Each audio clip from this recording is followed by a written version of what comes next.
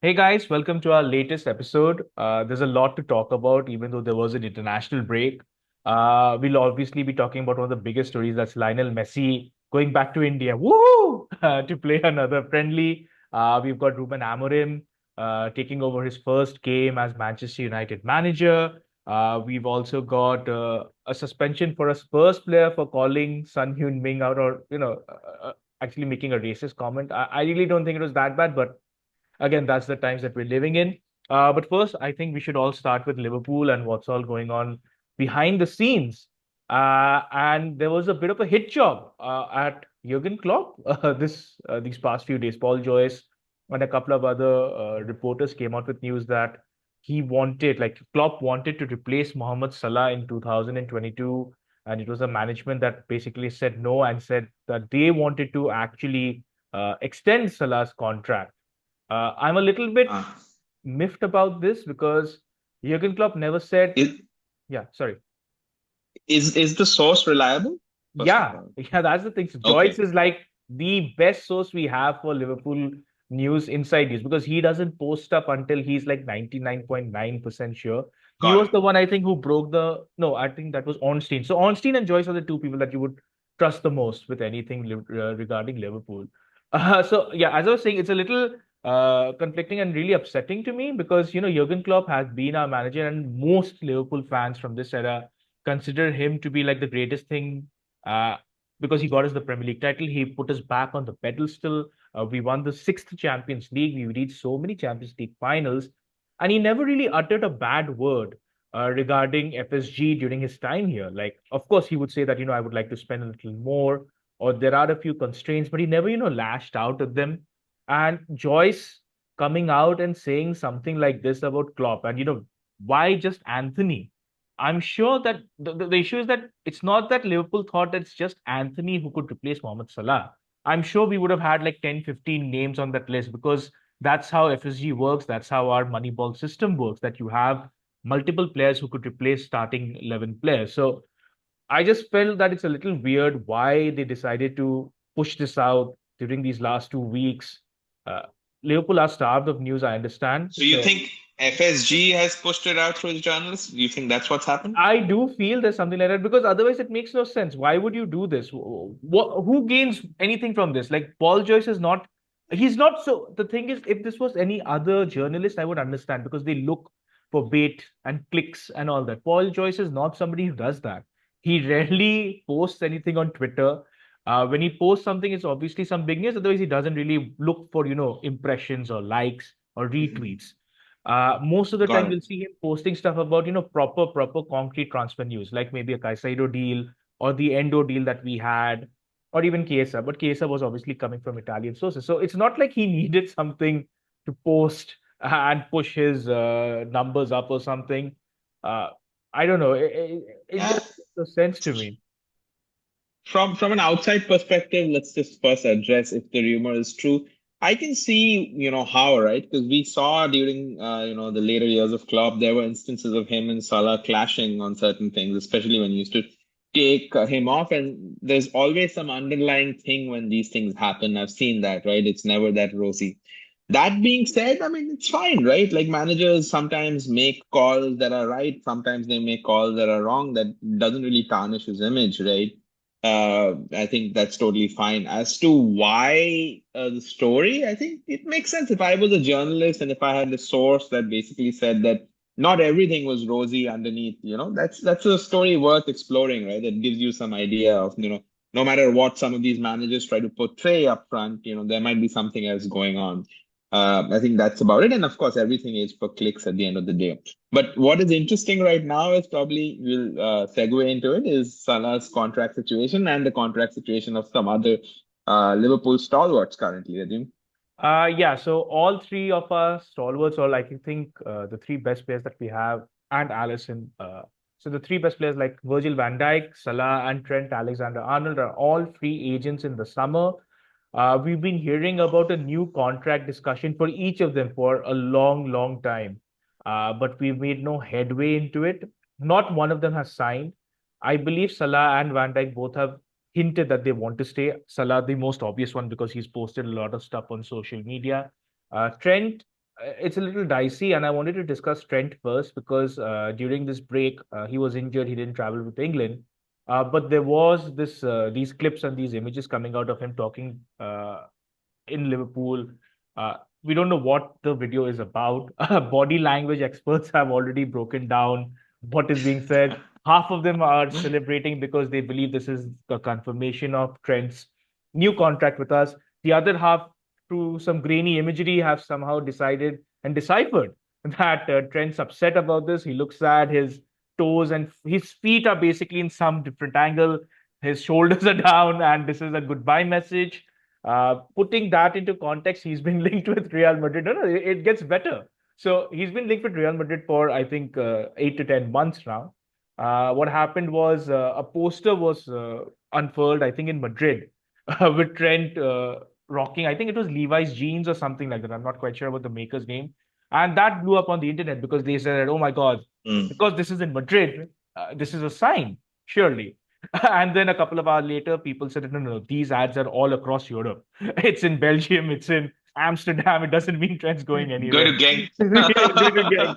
So there's a lot of confusion. I think more than confusion, Liverpool fans are a little concerned that how can this go on? So I spoke about this a few weeks back also. We've got Richard Hughes in, we've got Michael Edwards in. Surely this should have been the priority for them. Like we get in January, oh sorry, we get in June, July, August, September. You sit down with them, you discuss what this is going to happen, and you finish it off in a month, month and a half. Now I obviously understand contracts don't work exactly like this with FSG, with their Moneyball strategy. Salah is, I think, 32, 33. Van Dijk's the same. He's had a serious injury in the past. Trent's very young. He's won everything he has. He could win at Liverpool. So there is the enticement of, going off and playing in Spain for Real Madrid when they come calling. But given how we've started under Slot, given how we haven't really bought anyone and still we're doing so well, uh, we should have wrapped at least one or two of the deals up. I mean, it's a no-brainer that Salah wants to stay. Just give him the money. It's not like you're going to do this for every player. This is Salah we're talking about. This is somebody who's like, I think, in the 99 percentile of every single stat there is available when it comes to attack. We've seen that he, Probably player of the season at this moment of at this time. moment, yeah. So I was reading somewhere that he's leading apparently the golden, what is it? The Ballon d'Or race so far this season. I don't know. There's still a long way to go, but Salah's the one player, right, that has been consistent for us since Jurgen Klopp, or since he came over. Even last season, he was really good. This season, he's been great in a new role, maybe, but he's still doing the same thing he used to do, scoring great goals, creating chances, being a menace to defenders. The other thing is obviously Virgil van Dijk. He had a bit of an up and down season, I think, after the injury, but this season he's been rock solid, like really, really good. Whether that's down to Slot playing a more controlled game, maybe, maybe not. But Van Dijk's obviously been considered as one of the best defenders ever to have played the game. When you see that these two players are still in the prime and they maybe can give another couple of years, I think you just keep them. The Trent thing is obviously a little different because if your head is turned by Madrid, right, it's very difficult to keep players nowadays. Like Steven Gerrard was somebody who actually did that. I remember Chelsea came calling for him after the 2005 Champions League final. He said that no, no, no, I'm staying because for nights like this is what like. I want to play for my boyhood club. It's Liverpool. Trent, uh, I don't know. He might like the razzmatazz of Madrid. He might like, there might not be a lot of pressure on him in Madrid in the sense that, he's not a local lad he has to carry the burden of for Liverpool or anything. Obviously, playing for Madrid has its own problems. We've seen what's happening with Mbappe, but I don't know. It's very, very, very scary to me that we could lose three of our best players for nothing in the summer. Yeah. I think a couple of things, right? One of them is going to be a question for you. But to start off with, because these negotiations are going on for so long and knowing Michael Edwards, we've done an episode on him and Rod Hughes working under him. You know that they are looking at data, they're looking at underlying stats, and they are going to drive a hard bargain. And if need be, they will not budge. I think that's the kind of scary part there, right? So let's see what happens. It's a little concerning for you guys, but again, I have a lot of faith on Michael Edwards. Even if they stay or go, I think he'll probably replace them. But now comes the question, right? Out of these three, what is your order of preference? If they were to say, give me an order of preference of renewing these contracts and expecting that not all of them might get a new contract, what would that be for you? I'd probably go Salah, Trent, and then Van Dijk. Van Dijk Yeah, that lowest that makes sense. simply because he had that serious knee injury, and Hmm. we've seen certain players continue playing later on in the careers as a centre back. Thiago Silva being one of them, he was great for Chelsea. But my fear is that we play Virgil van Dijk in almost every game, and that can't continue. Like if we have a centre back pairing of, let's say, Konate and Kwanzaa, it's not going to be that good. We don't have somebody, so maybe replacing him could be the big thing. But Trent is a generational right back. He's one of the creative horses that we have in the team. So uh, replacing him might be difficult from a creative point of view. But then we have somebody like Connor Bradley, who's an excellent right back coming through. And Salah, yeah, Salah, we have to keep. I mean, this guy has rejected offers from so many clubs over the years, right? I mean, he's been linked to a move Yeah. to Saudi for a couple of seasons, and he said no, he wants to play here. So I think it's the best Yeah. to give him the deal. But I do think that one of the three will leave. I think that's the issue that FSG are facing, because you gotta break the weight structure to keep them all, and I don't think they'll do Yep. that. I think one of them will leave. So it is to be seen what happens. So speaking of one right back, we got to talk about another right back. Your Reece James, Rohit, take it away. Another injury for So him. Yeah, yeah, it's very unfortunate, right, with Reece James and as well as another left back, Luke Shaw. Their careers kind of gone down the same trajectory in terms of injuries. They keep getting injured. So Chelsea are going to face Leicester. So Maresca is going back to his previous employer. So that was supposed to be the big story. But then in the press conference today, the good news is there's only one injury in the squad because there were some doubts about Romeo Lavia as well because he didn't play for Belgium in the break, but seems like Romeo Lavia is fit. Cole Palmer's fit. Everybody else is fit. But then he said there's one injury and it's Reece James and it's his hamstring, right? And that's like a dagger through your heart. The only thing is he said that it's a minor thing, and they are being cautious about it. So that gives me a little bit of optimism. They're being, they're getting ahead of the problem. They're being proactive. So maybe he misses Leicester, he comes back and he can play against Aston Villa. We all knew that his minutes need to be managed. So we'll see what happens there. And to add to it, right, it's an interesting thing. We haven't really explored it, how when Reece James has played, Maresca has deployed him in a slightly different way. So he has now become, the fullback who stays behind with the two center backs. He's not the fullback who bombs forward. And remember, we talked about it. He has to change his playing style. He yeah, has to stop bombing forward because of his injuries. And that's what Maresca has done. So clearly he's thinking pretty logically. So hopefully that'll be good. And the other thing for Chelsea is the next 10 games for Chelsea are pretty winnable. That's kind of going to define our season, I feel like, going forward, right? Although we are third on some of the metrics, the Opta predicted league, we're actually supposed to be sixth or seventh. So, we've been a little lucky. Some of the goals that Chelsea has scored are also very low XG goals that like the last Pedro Neto goal better that we goal. scored against Arsenal. That was from way outside. That was a really good goal. So let's see. We've got to get Chelsea time. Again, I keep saying that because, no matter what happens at the end of these 10 games, we got to give Chelsea more time and hopefully we'll do better. And hoping Reece James gets better. Yeah, Yeah, that's about it. just a couple of things on the James thing and also Chelsea's form. James just reminds me of that Arsenal player Abu Dhabi, Yeah. exceptionally gifted and talented, but picking up these small niggling injuries. Obviously, for James, it's different because it's his hamstring more often than not that comes into question. But Abu Dhabi was an excellent player for Arsenal. It's just that he had so many injuries, and hopefully James doesn't suffer the same fate. Like hopefully, he gets back to fitness and he can have a run of games. Now, the other thing Yeah. I read about Chelsea, I'm not sure if it's true. Maybe you can shed some light on it. Is that I think he played the top six already this season.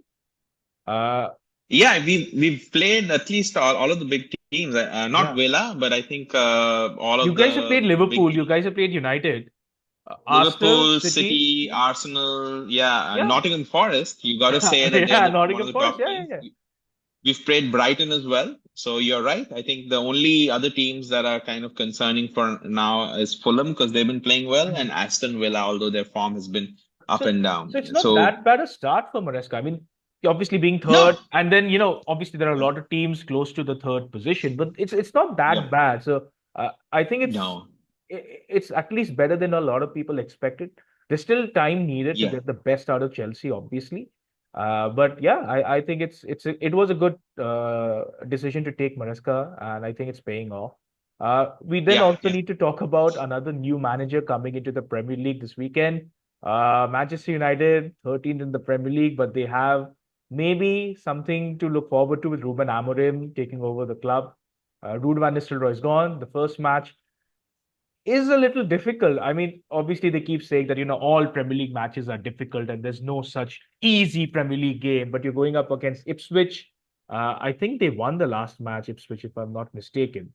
Yeah, Oh yeah, they Ipswich did, they did. Yeah, beat they did, Tottenham, right? and they pulled themselves out of the relegation zone. United also won their last game in the Premier League, so it's going to be an interesting clash because we all are interested to see how Amorim sets up. Will it be the three at the back? Will he try something different with United? How will he set up, or which players is he going to pick? Because that's the thing that Eric Ten Hag has left behind is a huge mess when it comes to the transfers and the players. You've got Antony, you've got Rasmus Højlund, you've got Joshua Zirkzee. Not many of them are clicking. You've got Marcus Rashford, who I don't think has still scored a hat trick in the Premier League. So a lot of questions that Amorim needs to answer on Sunday. Yeah, I think we talked about this. I think the Man United squad, although there are a lot of superfluous players like you've talked about, it's pretty good. I think Garnacho and Amad Diallo will do pretty well with Amorim. The only thing is, who does he start as a center forward? Because he had Gyökeres at Sporting, right? I don't know. Does he start Højlund? Because Xerxes has been pretty bad. I think that's the main issue there. I think they have the players to play the wing back roles as well, right? Mhm. So let's see what happens. I think he'll go three at the back because that's his system. Unless he thinks, let's give these guys some time with the. But I think if his idea was let's give these guys some time, he would have kept Ruud van Nistelrooy around. Ruud van Nistelrooy, who was the interim manager, he's left now. He's looking for a new job. So let's see. Maybe it's going to be a radical change to a back three with wing backs. Yeah, but either way, it's going to be interesting. Yeah, and they don't really have the easiest of fixtures. I was actually going to say that they have an easy set of fixtures in the next 5 games. Ipswich's not that easy when you're coming in. They do have an easy game after that. They're playing Bode Glimt in the Europa League. Then they face Everton. Everton on their day can be difficult for anybody. After that, they've got Arsenal, and then they've got Nottingham Forest. So Mhm. a real difficult set of games for Ruben Amorim. So we'll have to see how that goes. And then we also need to talk about the other big story this week. That's a racism angle and a suspension for Tottenham's Rodrigo Bentancur. He's been banned for, I'm sorry, 7 games, I think, because he said something during an interview in June, which basically, I'm just saying what he said, so don't go crazy on me. So basically, in an interview, a host asked Bentancur for a Spurs player's T-shirt, to which he replied, "Sonny's," and then added, "This is his part." He said, "It could be Sonny's cousins too because they all look the same." So Bentancur apologized on Instagram and said it was a bad joke. You laughed though. I laugh. So that's the thing. So right now, so social media is not that bad, but I don't know, man. the times are so Us- so difficult, right? Because anything that you say can get you cancelled. Uh, and Yeah. Sun accepted the excuses and he said that this is fine. Like obviously Bentancur apologized, and he didn't mean this to intentionally offend anyone, but I don't know the PG police or whatever you Yeah. want to call them, they decided to take action on this and they've suspended him for 7 games. 7 matches though? Yeah. That's So Luis crazy, Suarez, right? this is what I Like wanted to you, bring up. So Luis Suarez, remember he called Patrice Evra Negro in yeah. Spanish because there was a lot of confusion if he really used the N word at that time. And he used Negro, whatever you like call it. US Suarez was banned, I think, for 8 games. So 7 games for this from Betancourt is a little off. I know the Yeah. FA. So this is the thing. The FA is actually trying to crack down on stuff like this because I think Bernardo Silva also was suspended for a game or two for one really, really terrible Instagram joke where he used, I think it was a monkey or something to refer to a teammate. That was, I think, worse than what Bentancur has said, because you're using a monkey or an animal or whatever it was. So I understand where the FA come from, because a lot of people who are from minorities, who are not, let's say, English, get a plethora, a ton of abuse from games. Like, I've seen kids say certain things that you shouldn't say to adults. So that's one thing. And it's not just a problem in the Premier League. We've seen stuff like this happen in France. We've seen stuff like this happen in Italy and Spain. Vinicius Junior is somebody's always picked up on. Oh, agreed. But here's my counter to you, right? What has happened to Vinicius Junior and some other, players of color across the league? It's pretty egregious, right? Correct. It's Yeah. demeaning. But in this case, okay, in an actual interview, maybe he shouldn't have said that, but he didn't really mean any kind of derision Mm. towards Son, right? Yeah. He didn't, he basically, it's a bad joke, I agree. And maybe a couple of matches banned, or, some community service, or Correct. understanding, why the community feels like that. 7 game ban, I don't know. I think, then people will start getting banned for like multiple years, right? Because Enzo Fernandez had a Mm. huge controversy over this summer because, after they won Copa America, there's a pretty racist song that the entire team Yeah, was yeah, singing. yeah. Everybody on the bus was singing, right? Nothing's been done about that. I don't know what's going to happen. Maybe something's going to happen, maybe not. But I think there has to be a little bit of common sense here. Of course, this what he said was not the right thing to say in an interview, right? Give him some education, maybe ban him for a couple of games. 7 games for this, I don't know. It just I feels don't like even think. overkill. Yeah, yeah. I think they're just trying to make an example out of him. They maybe couldn't do anything to Enzo, so maybe they're just throwing the Mhm. book at him. And it's weird, because I don't think he deserves a ban for this. Maybe a fine, yes, as you said, community service. Maybe teach him and explain to him that, in this day and age, you can't say stuff like this. I remember when we were in Yeah. school, we used to say worse things to each other. Like, and Yeah. the Yeah, funny thing is, not that it was right, but yeah, no, no, I don't think the right way to kind of address this is to bring the hammer down on something as correct. small as this. If they'd done some community outreach, made him go out to the Asian community, spend some time Hmm. with them, that would have had a much better effect, right? Because Yeah. all this does is, this provokes other people. They're like, hey, this is PC police. Now we're going to go out there and do more of that, right? I don't know. Maybe we'll see what happens, but I Yeah. think this is overkill at least. I Yeah. think you're right about that. So it's very strange as to what's really going on. So obviously they're trying to show that football is a safe space for minorities, but they really threw the the hammer, the book, the freaking boulder, everything at Bentancur. We'll see what happens with him. And then obviously he spoke about Enzo Fernandez. We got to talk about his teammate, possibly the greatest player to have graced the game, Lionel Messi. He's not joining Liverpool. He's not joining Chelsea. Ew. Oh, Yeah. sorry. That was C was the other one. So he's at least the rumors are saying that he's gonna go and play another match in India. Argentina are supposed to play a friendly, I believe, in the state of Kerala, which is gonna be a huge, huge event, because for those people who don't know, India is a huge football crazy country with a couple of states like Kerala, West Bengal, I think Goa, Punjab. They love the football, and Kerala and Bengal are huge Argentina and Brazil fans. So Mhm. Messi going there is going to be a huge, huge, huge thing. So I remember he did play a match in 2011 in India, in Kolkata, where we stay. So where I stay. So I went to see that match. I actually had to skip my college that day. And I kid you not, the stadium was jam-packed. I had to stand in a line Yeah. for 3 hours. So I got really good tickets, thanks to help from my dad's colleagues. And I still had to Ah. stand in line for 2 hours to enter the stadium. That strict security checks were taking place. And I think the funny thing Oh. was, I don't remember, maybe it was true or maybe it wasn't, maybe. So when the two teams were shaking hands, and I think Messi was, I think, the captain at that time, I'm not sure. The referee, right, took out his mobile to take a photograph of himself with Messi.